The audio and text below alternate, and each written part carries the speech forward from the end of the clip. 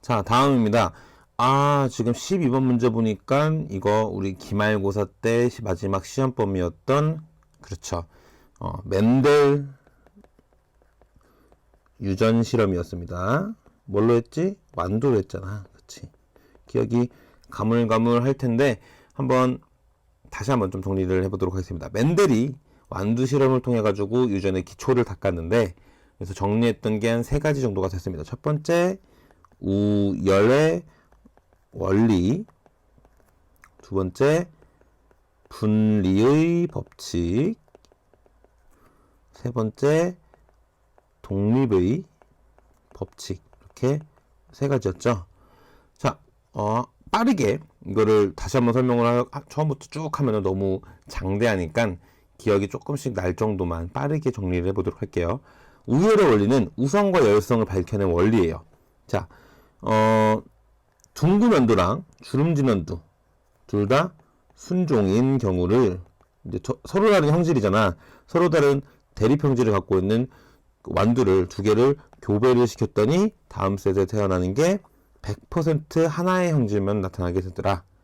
오케이? 자, 둥근 원두와 주름진 원두를 교배시켰더니 100% 둥근 원두가 태어나더라. 그래서 얘를 우성이라고 하더라.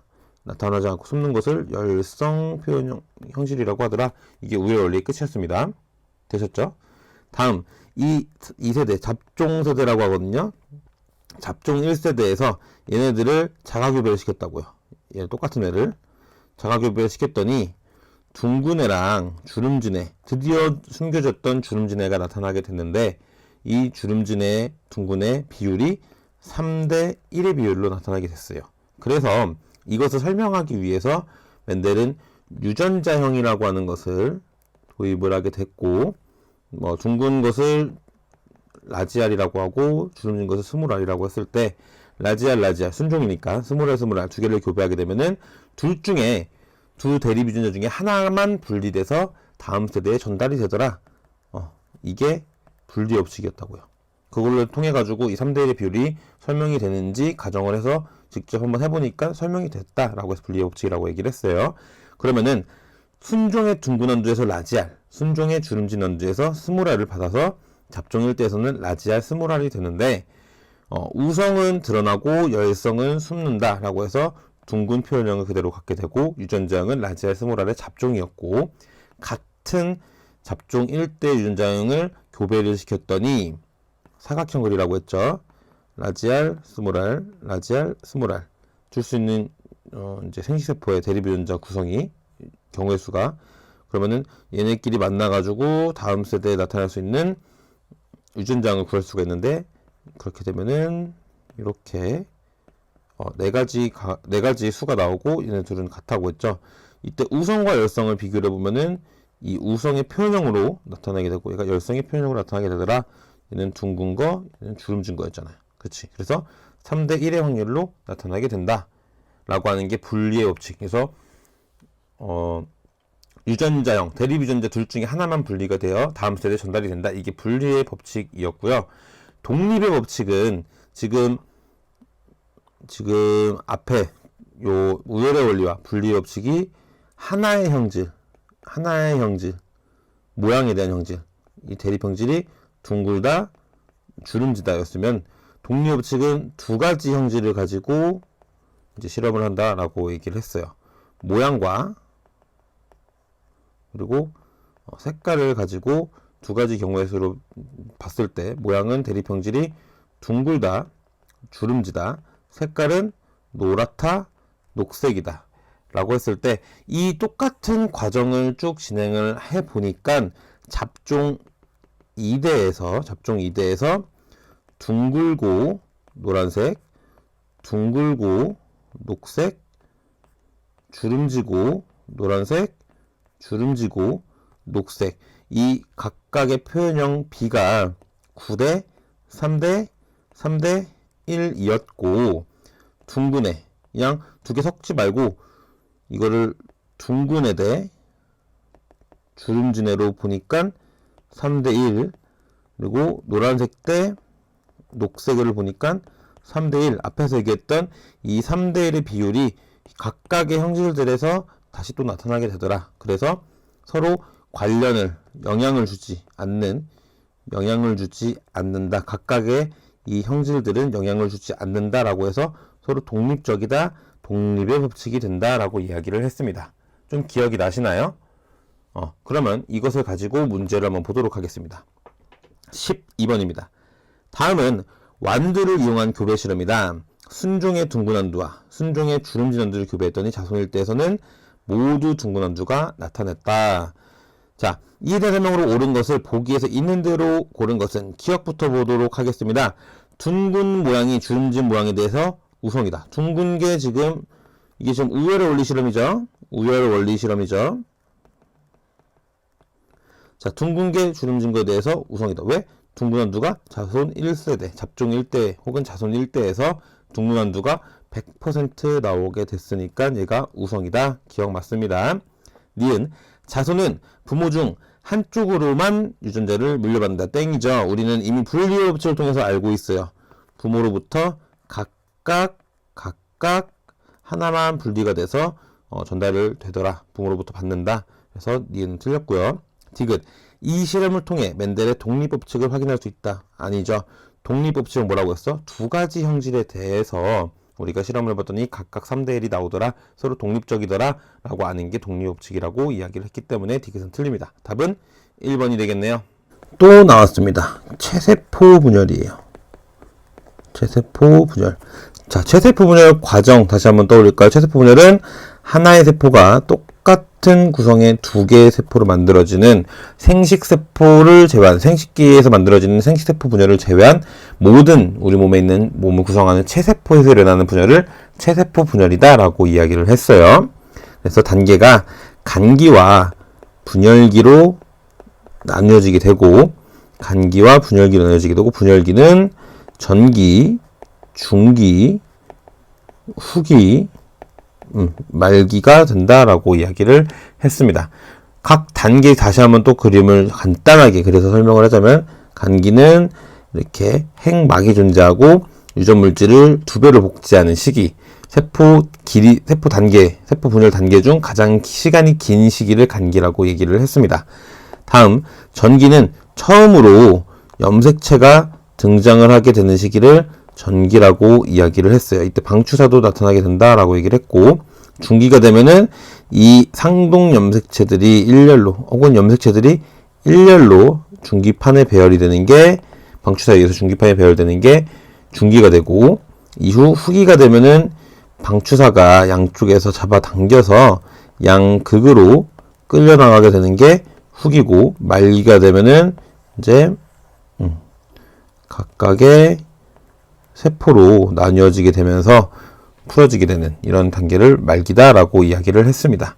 자, 여기까지만 보시면 될 거예요. 문제 한번 같이 보도록 하겠습니다. 그림은 어떤 동물의 체세포 분열 과정 중 특정 시기의 세포를 나타내는 것이다. 자, 이 특정 시기 그림만 보고 알으셔야겠죠. 언제야? 무슨 단계야? 중기가 되죠. 왜? 가운데 중기판에 일렬로 배열이 되어 있으니까. 자, 이 시기 이후 가장 먼저 나타나는 현상은, 자, 중기 다음 현상이 뭐야? 중기 다음에 후기였지. 후기. 자, 후기의 특징이 뭐였나요? 방추사에 의해서 지금 이렇게 양쪽으로 잡아당겨지는 게 후기였죠. 자, 핵막이 사라진다. 핵막이 사라지는 것은 간기입니다. 다음 2번, 염색체가 풀어진다. 염색체가 풀어지는 거는 말기 이후에 다음 간기로 갈 때예요. 체세포 분열이 다 끝난 다음이지. 그러니까 얘는 말기 이후가 되고. 3번, 유전물질이 복제된다. 유전물질 2배로 복제되는 거 세포 분열 준비하는 간기라고 했습니다. 4번, 염색 분체가 분리된다. 자, 염색 분체가 뭐야? 염색 분체는 요거 하나가 염색 분체지. 요거 하나가 각각 염색 분체지. 그렇지. 염색 분체가 분리가 된다. 어디에서 일어나? 중기에서 후기로 넘어갈 때. 그렇죠. 답은 4번이 됩니다. 자, 5번도 마저 볼게요. 상동 염색체가 결합한다. 상동 염색체가 결합한다. 얘는 감수 분열에서 일어나는 현상이죠. 언제? 이가 염색체를 형성할 때. 이가 염색체는 상동 염색체가 이렇게 팔들이 이렇게 붙어있는 단계를 이가 염색체라고 얘기를 했어요. 그러니까 답은 4번이 됩니다. 우리 제일 처음에 배울 때 사람의 염색체 46개, 유전물질은 유전물질은 염색체 안에 존재한다, 유전자가 있다, 뭐 이런 얘기를 했었어요. 근데 선생님이 설명을 간단하게 하고 넘어갔던 내용이 있는데 바로 핵형 분석이라는 게 있어요. 핵형 분석. 자, 핵형 분석이 뭐냐면은 이 어떤 생물, 어떤 생물체의 어떤 동물 혹은 생물체의 이 세포 속에 있는 염색체가 몇 개 있고 어떻게 되어 있고 이것을 분석하는 것을 핵형 분석이라고 얘기를 해요. 그래서 문제 먼저 좀 보고 얘기하자면은 이 그림을 염색체 그림을 보고 순서대로 정리를 해서 나열할 수 있었던 게 핵형 분석 때문이거든요. 예를 들어서 사람은 46개의 염색체를 지닌다. 핵형 분석을 통해서 알 수 있을 거예요. 알 수 있는 거예요. 그래서 한 세포의 염색체 사진을 뚝 찍은 다음에 얘를 염색체의 크기 순서대로 크기 순으로 다시 재분류를 하게 돼요. 그러면은 1번부터 22번까지 크기가 나오고 있게 되거든요. 제일 큰 건 1번, 제일 작은 건 22번이라고 한다면. 그래서 근데 각각 2개씩 1번 크기 사이즈 염색체 2개, 2번 사이즈 2개, 3번 사이즈 2개, 2개, 2개 이렇게 2개씩 나오게 되거든요. 그래서 총 2개씩이니까 22개의 사이즈가 있고 그러면은 2개씩이니까 44개가 나오게 됩니다. 그리고 마지막으로 크기가 같거나 틀린 성별에 따라 다른 염색체 2개가 존재하는데 이게 X 또는 Y 염색체가 돼요. 그래서 성에 상관없이 크기로만 염색체 크기로만 사람이라면은 1번 크기부터 22번까지 22번 크기까지 갖고 있는 44개의 상염색체라고 합니다. 상염색체.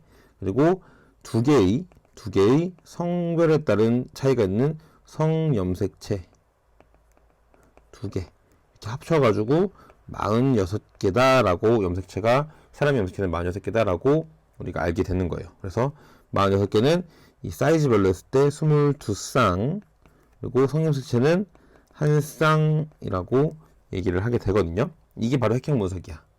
오케이? 자, 문제랑 같이 한번 좀 보도록 할게요. 이게 좀 와닿지 않으실 수도 있는데 지금 이 사진을 보게 되면은 1번부터 쭈루룩 사이즈별로 22번 사이즈까지 각 염색체 2개씩 정리를 했죠. 얘를 지금 상염색체라고 한 거고 XY 혹은 XX 얘를 성염색체라고 한 거예요. 그래서 남성은 성염색체가 XY 구성이고 여성은 성염색체가 XX 구성이다 라고 이야기를 했습니다. 문제 보도록 할게요. 간은 사람 A의 것이고 나는 사람 B. 서로 다른 사람이구나. 이 체세포 하나에 들어있는 모든 염색체를 지금 핵형 분석을 해서 본 거예요. 그러니까 선생님이 얘기했던 것처럼 1번부터 22번 사이즈 크기별로 쭈루룩 각 염색체 2개씩 이렇게 존재를 하고 간은 XX고 나는 XY다 라고 우리가 알 수 있었습니다. 그러면 우리가 여기서 알 수 있는 뽑아낼 수 있는 정보는 뭐야? 간은 사람 여성이구나. 나는 사람 남성이구나 정도를 우리가 뽑아낼 수가 있을 거예요. 이에 대한 설명으로 옳지 않은 것은 자 1번 A는 여자 B는 남자이다. 옳지 않은 것을 고르는 거니까 1번은 맞는 거네요. 2번 A와 B의 체세포 한 개당 염색체 수는 같다. 자 가도 나도 다시 말해서 사람 A 사람 B도 모두 다 사람이라고요. 사람이라면 같은 종의 생물이라면 염색체 수 사람이라면 염색체 수 모두 몇 개야? 46개라고요. 그러니까 세포 하나당 염색체 수는 모두 46개로 같습니다. 3번 A는 B보다 체세포 한 개당 염색체 X염색체의 수가 많다. 자 A는 X염색체 체세포 하나당 세포 하나예요. 체세포 하나당 X염색체는 A는 2개가 있는 거야. 반대로 B는 남성이니까 세포 하나당 X염색체는 1개라고요. 지금 우리가 46개의 염색체로 이루어졌다라고 얘기하는 것은 세포 하나당을 우리가 의미하는 거거든요. 그러니까 세포 하나당으로 비교했을 때 A는 2개, B는 1개니까 A는 B보다 X 염색체 수가 많다가 맞는 표현이 되겠죠. 다음 4번 B의 체세포에 들어있는 한 쌍의 성염색체는 자 B는 뭐야? B는 남성이었어요. B는 남성이라고. 남성이니까 성염색체가 XY일 거예요. 성염색체는 크기와 모양이 같다. 자, 이 그림을 직접 보셔도 아시겠지만 X 염색체는 이 정도 사이즈가 되는 반면에 만약에 가정을 한다면 요거 근데 Y 염색체는 이것보다 작아요. 그래서 Y 염색체는 X보다 사이즈가 더 작습니다. 그래서 B의 체세포에 들어있는 한 쌍의 성염색체는 X랑 Y 염색체를 각각 지칭하는 것인데 크기와 모양이 같지 않아요. 근데 얘네들을 신기하게도 유일하게 얘네 둘도 상동 염색체라고 합니다. 오케이? 요거는 그냥 추가적으로 기억을 하고 계세요. 모양과 크기가 다른데 X랑 Y는 둘 다 성염색체이기 때문에 상동 염색체라고 하기는 하는데 Y는 X보다 크기가 작습니다.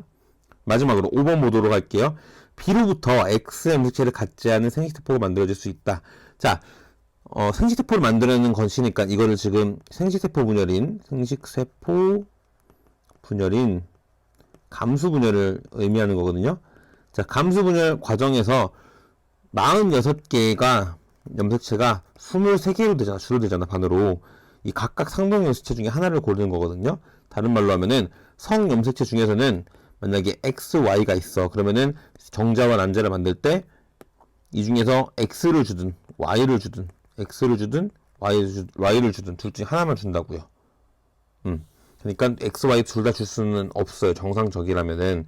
그래서 X 염색체를 갖지 않는 생식세포를 만들어줄 수 있다. 그치? Y만 주게 되면은 X를 안 주게 되는 거라고요.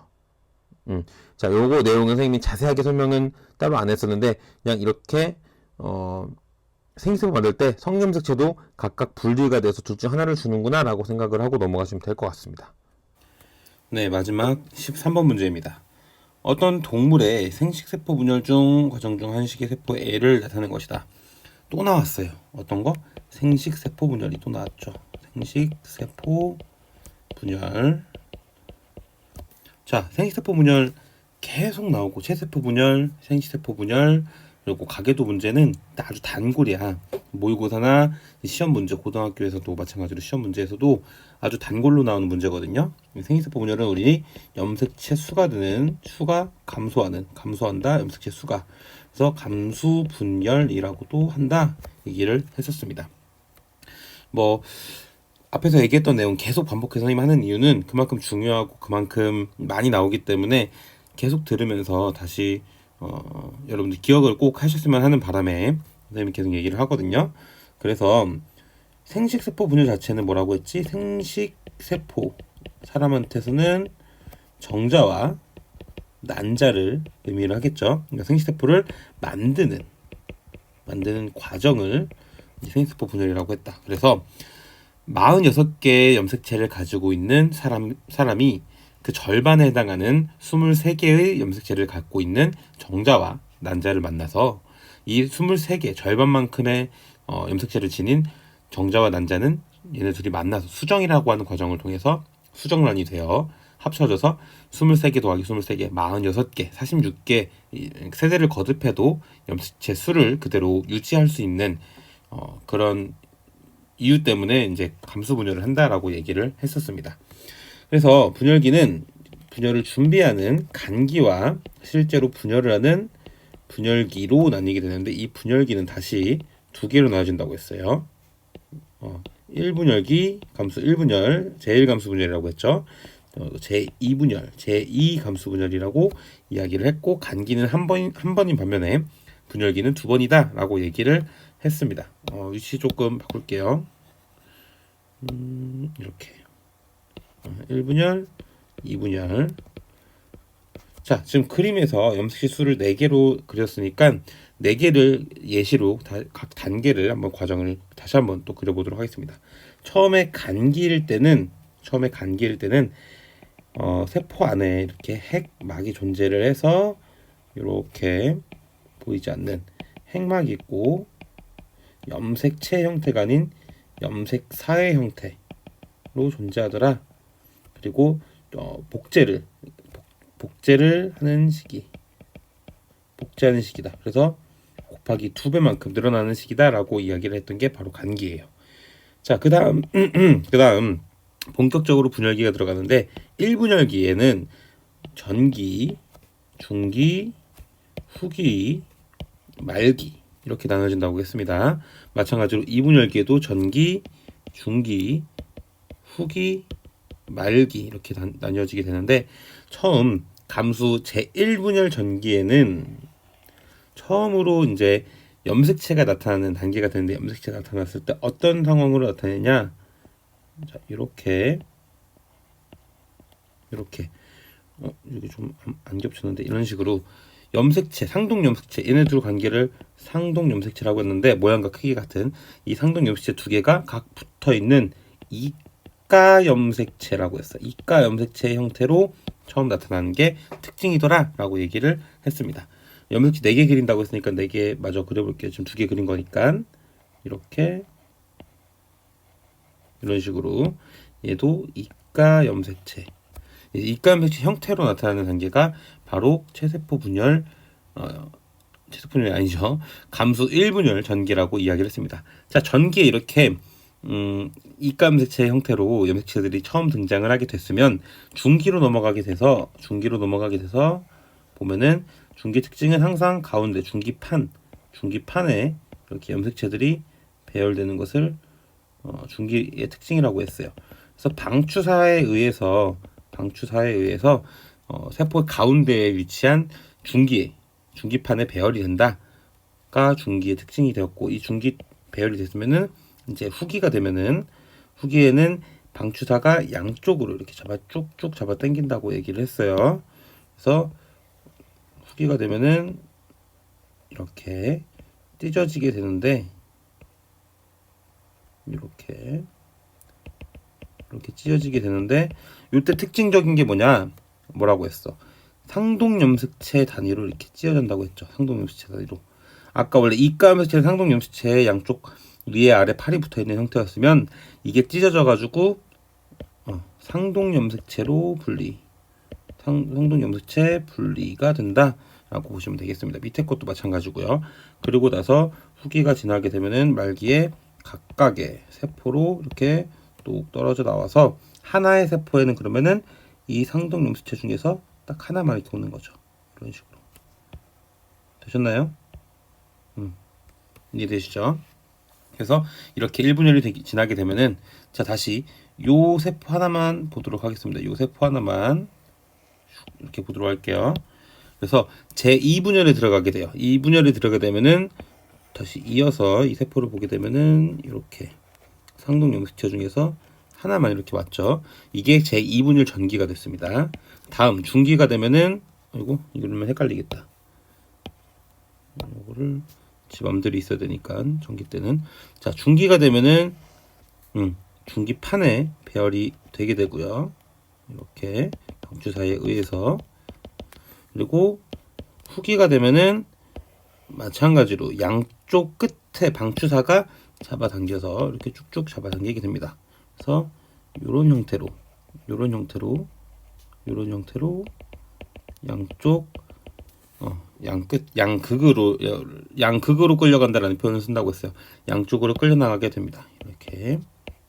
자, 여기서도 마찬가지로 좀 유심하게 보셔야 될 것은, 이 염색체잖아요. 이 하나가, 이 염색체가 각 염색 분체라고 했어요. 이만큼을 이 염색 분체 단위로 찢어지게 되는 게 이 제2감수 분열 후기의 특징이더라라고 얘기를 했습니다. 그럼 말기를 지나게 되면은 이렇게 염색 분체 단위로 이렇게 나뉘어지게 되면 제2감수 분열이 끝나게 되고요. 처음에랑 비교를 했을 때, 요 그림이랑 비교를 한번 해보겠어요. 염색체가 처음에 4개였어. 염색체는 4개였던 염색체가, 세포 하나에 있는 염색체가 4개였다면, 여기 이제 감수 분열이 다 끝나게 되면 세포 하나에는 염색체가 2개만큼으로 줄어들게 된다. 여기까지 기억을 하시면 될 것 같습니다. 자, 그럼 문제를 한번 보도록 할게요. 아까 읽었던 거 다시 13번. 그림은 어떤 동물의 생식세포 분열 과정 중 한 시기의 세포 A를 나타낸 것이다 라고 해서, 염색체 수가 지금 총 이 세포 하나니까 총 4개가 있는 상태였죠. 근데 지금 모양과 크기가 같은 이 상동 염색체로 각각 분리가 되고 있는 단계니까, 이 단계는 어느 단계야? 제1감수 분열 분열 당기고 있는 단계니까 후기겠구나 라고 보시면 될 것 같습니다. 되셨죠? 그러면 이어서 문제 보도록 할게요. 이에 대한 오늘 설명만을 보기에서 있는 것은 고른 것은 다음 A가 가진 MC는 모두 나타내었다. 자, 기억부터 보도록 하겠습니다. A는 제2 감수 분열 후기의 세포이다. 이 감수 분열 아니라고 했죠. 이 감수 분열은 이렇게 요 오른쪽 이 감수 분열 선생님 방금 설명했던 거 요 형태로 그림이 나타나게 될 거예요. 그렇기 때문에 이 감수 분열이 아니라 1 감수 분열이더라. 틀렸다. X. 자, 니은 A에는 8개의 염색 분체가 들어있다. 자, 여기서 여러분들 주의하셔서 보셔야 할 게 선생님 한번 설명했는데, 자, 세포 하나에 이렇게 있어. 얘 염색체 수 몇 개니? 염색체 수 1개죠. 자, 근데 이거를 염색 분체로 나타낼게. 염색 분체 수는 몇 개니? 염색 분체 뭐라고 했어? 이렇게 염색체를 이루는 이 절반만큼 한 막대기라고 얘기했지. 염색체 수를 따질 때는요, 이게 붙어 있으면 이게 하나가 되는 건인 반면에 염색 분체 수로 나타낼 때는 붙어 있더라도 요 절반만큼을 세야 된다고 했어요. 그러니까 요거 하나가 되니까 2개가 되겠죠. 오케이? 자, 상동 염색체 수를 물어볼 수도 있어요. 이런 식으로 이렇게 있어. 세포 하나에. 이럴 때는 이 상동 염색체 수는 몇 개야? 상동 염색체 수는 하나, 둘, 2개가 되겠죠. 자, 여기 상태에서 염색 분체 수는 이렇게 하나, 이렇게 둘, 이렇게 1, 2, 이렇게 셋, 이렇게 넷 해서 4개가 되죠. 다시 문제로 돌아가서 보시면 A에는 8개. 자, 이 세포에는 염색 분체가 몇 개냐, 지금 이 그림에 염색 분체가 몇 개냐 물어본 거죠. 지금 선생님 방금 얘기했던 것처럼 막대기 염색체에서 막대기 한 부분만큼에 해당하는 걸 수를 세줘야 되니까 1개, 2개, 3개, 4개, 5, 6, 7, 8개가 돼요. 8개 염색 분체가 들어있다. 맞습니다. D급 보도록 하겠습니다. 이 동물의 생식세포에는, 자, 여기서 주의하셔 보셔야 할 게, 이 동물의 생식세포라는 거는 감수 분열이 끝난 다음이잖아. 감수 분열이 뭐라고 했어? 생식세포 정자와 난자를 만드는 과정이라고 했으니까 감수 분열이 끝나야 자, 이 세포 하나가 이제 정자, 난자가 되는 거라고요. 오케이? 그러니까 생식세포에는 4개의 염색체가 들어있다. 지금 근데 이거는 감수 분열하고 있는 중이잖아. 이 단계가 감수 1분열 후기라고 했으니까 이 감수 1분열 후기가 끝나게 되면은 이만큼이 하나의 세포로 들어올 테고, 얘가 제2감수 분열을 하게 되면은 하나의 세포 안에 이렇게 선생님이 그렸던 여기 오른쪽 하단에 제2감수 분열 후기 말기까지 끝난 다음을 나타낸 거니까 여기에 있는 염색체 수를 고려를 해주셔야 된다고요. 이 그림에 있는 것만 세는 게 아니라. 그러면 몇 개가 돼? 염색체 수 2개가 되죠. 2개. 이해되셨나요? 그래서 정답은 2번이다. 이렇게 보시면 되겠습니다.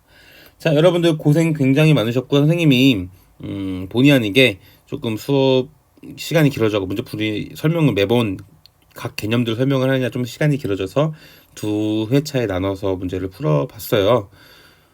다음 시간에는 실시간 수업을 이용을 해가지고 여러분들이 갖고 있는 줌을 이용해서 질문들을 선생님 받도록 할 테니까요. 한번 내가 아직 못 풀어봤다, 혹은 내가 이해가 안 된다는 사람들은 그 시간을 이용해서 물어보시면 될 것 같습니다. 자, 끝!